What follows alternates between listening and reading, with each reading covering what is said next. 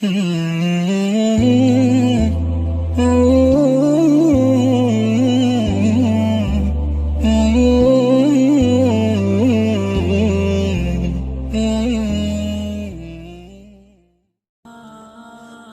علیکم بینندگان و شنوندگان عزیز، خواهران و برادران گرامی.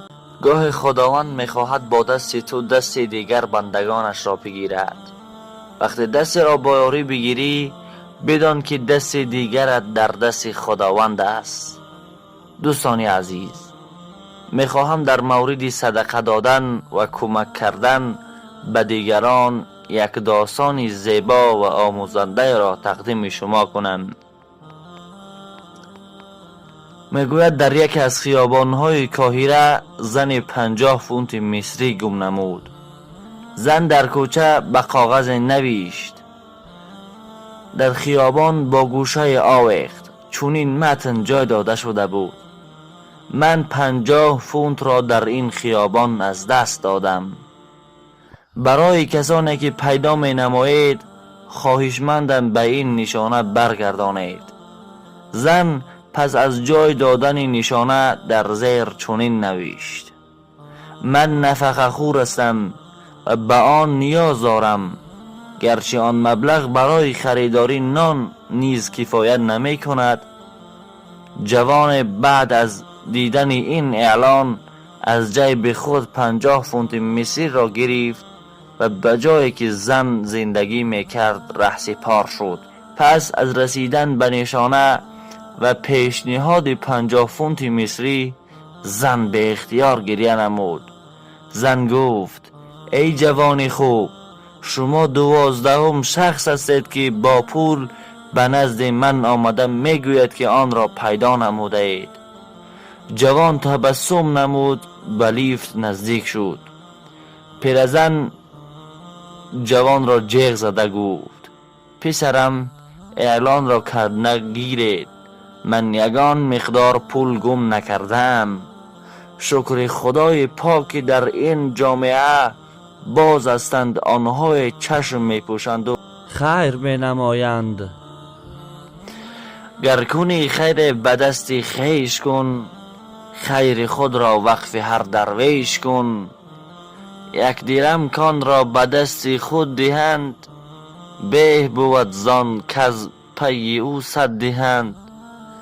گر ببخشی خود یک خرمای تر، بهتر از بعد تو 100 مثقال زر. هرچه بخشیدی مکن با او رجوع، گر ز پا افتاده ای از دست رجوع. این بدان ماند که شخص قی کند، باز میل خوردن آن کی کند.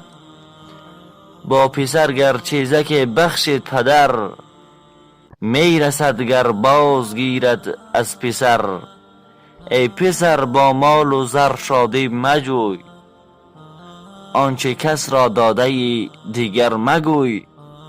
شادی دنیا سراسر غم بود، سور او را در عقیب ماتم بود.